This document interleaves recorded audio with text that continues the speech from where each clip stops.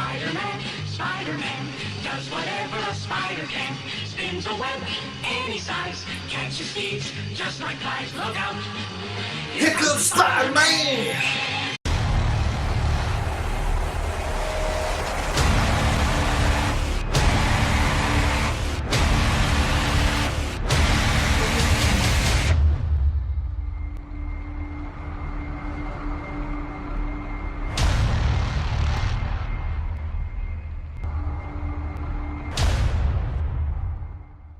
What is going on, guys? I'm Cody, the dude of cinema, and today I'm going to be bringing you my review of Spider-Man Homecoming.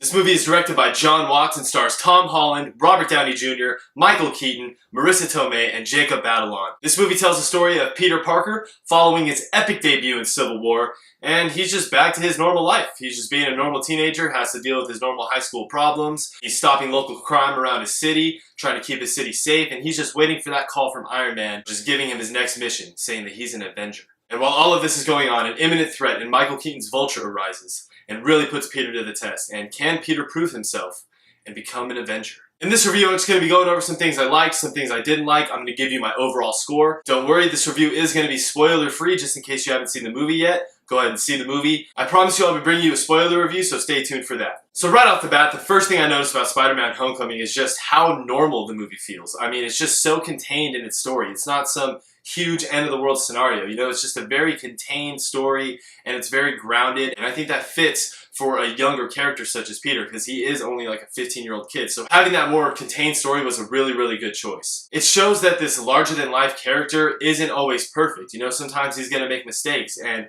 he's still learning. He's still, you know, coming into his own as Spider-Man. He's going to make mistakes. You know, he's not the perfect superhero yet. He's still learning things, and I think that's such a great idea to have such a young Spider-Man starting off with, because as you're going through future movies, it can really be a cool arc for his character as we can see him grow. You know, like I said, it shows that superheroes aren't always perfect, and I think that's a really cool dynamic to show that they do have flaws as well. Tom Holland killed it as Spider-Man. He is by far the best Peter Parker Spider-Man we've had, I think, since Tobey Maguire. Like, I think they are like right up there with each other. They both just nailed the character. Tom Holland did so great. He was so funny. He was kind of a loudmouth, you know, when he was fighting. He was always throwing out smart remarks, you know, and that's just so Spider-Man.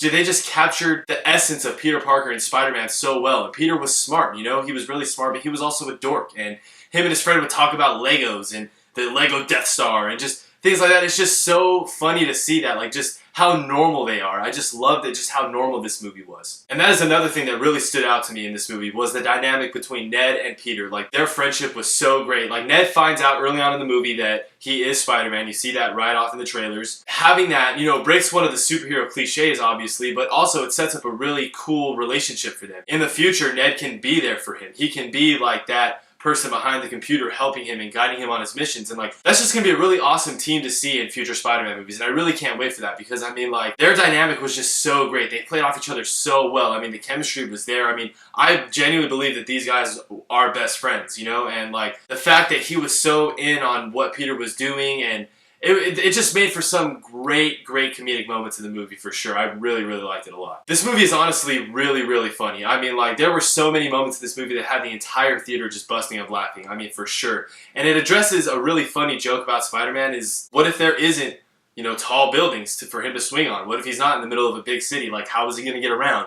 And it's just so funny how they address that. Like, that was one of my favorite moments in the movie, for sure. Like, it just had me busting up laughing. And I just love the comedy in this movie. And yeah, a lot of the Marvel movies have comedy in them, but for Spider-Man it works, because Spider-Man is a more lighthearted, funny character. That's why everybody loves him, because he's so relatable. He's just a kid. He deals with normal problems. You know, he's not some billionaire. He's just a normal average Joe. They just captured that so well, and I could just see so many people walking out of the movie saying, you know, I could relate to that kid, you know, when I was his age, or kids, you know, I can relate to him. I can relate to the problems that he's going through, and that's just really cool. I also have to talk about Michael Keaton as the Vulture, man. This guy killed it as the Vulture. I mean, he was so menacing and so terrifying. I mean, there were just so many standout moments with him in the movie, for sure. I mean, one of my all-time favorite scenes in this movie involves him and Peter, and it is just so white-knuckled intense. I was just like, oh my gosh, just knowing the stakes and everything that's led up to that moment, it was executed so well, and I'm really hoping that we see him in future Spider-Man movies, because like he is easily one of the MCU's best villains next to Loki. Easily. I mean,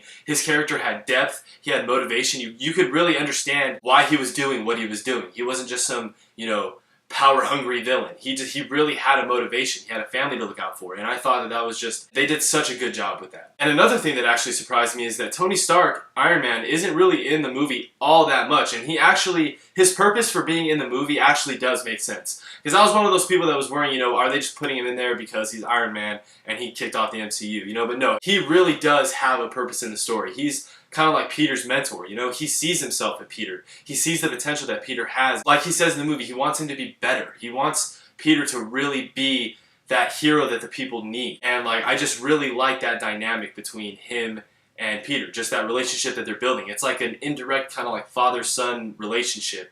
And I really, really liked it a lot, because Tony really helped keep Peter grounded. He was just trying to do what was best for Peter the entire movie. Like I said, whether that was something that Peter wasn't happy with, it doesn't matter. There's consequences sometimes for doing this. Like, things don't always go your way. This is really serious. This isn't just a game. It really helps Peter's arc as he becomes the hero that we all know and love, because like I said, he's not the perfect Spider-Man. He kind of sucks at it at first. So seeing him progress through the movie, it was really awesome to see that play out. And obviously the action is really good. Some of the nighttime scenes were kind of hard to see, but for the most part, the action was spot on. It was so Spider-Man. The tech in the suit was really, really awesome as well. I thought it was a really cool addition. That's how he has all these different web combinations and all that kind of stuff. And he even has an AI in the suit with him as well. So there's just a lot of cool functions to the suit that I thought it made for some really cool comedic moments as well. Some of them seemed a little too convenient in my opinion. I feel like some of them were strictly just for comedic relief. But nonetheless, it was still really awesome to see all that tech thrown into the suit and how much care was put into it, because it's such an awesome suit. This movie also took some turns that I was not expecting. There was one turn in particular that really it threw me off guard. I was not expecting it at all, and it added an entire new layer to the movie. It was so great. It was such a smart decision. I'm really happy that they included that moment, because it was just, honestly, it took the movie up a notch for me. I was like, oh wow, now shit just got real. It's serious now, and they did a very good job with that. I mean, overall, there was a lot of good things with this movie for sure. I did have a few cons with the movie, nothing major. Like I said, this is a great Spider-Man movie, but some of the nighttime fight scenes are a little bit hard to follow, but if you focus, you can tell what's going on. And also, there are a lot of Easter eggs and references in this movie as well, but there's one in particular that I just really didn't like at all. I feel like it's going to be like a make or break reveal for some fans. For me, it just didn't really work. I'll get more into it in my spoiler review, but it just didn't really work for me. I also noticed that there are a couple story inconsistencies. They're nothing major, they're just little things that I noticed where I was just kind of like, I don't know about that. But I mean, like I said, I can't get into it. Like I said, I'll get into all this into detail in my spoiler review, but there are just a couple of inconsistencies that I did notice. But I would say my biggest con with the movie is that there are a couple really good moments of tension in this movie, they build up during the entire scene, and it hits, and it's super intense.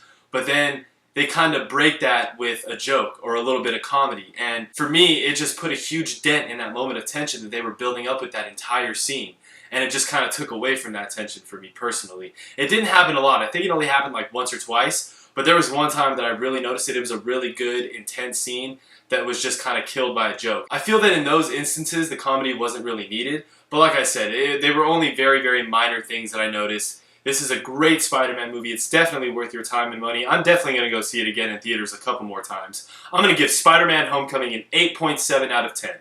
But yeah, guys, that is my review of Spider-Man Homecoming. Let me know your thoughts down in the comments below. Don't give any spoilers away. Keep that comment section spoiler-free until the spoiler-filled review. Throw me a like and subscribe for more awesome content. Dude of Cinema, out.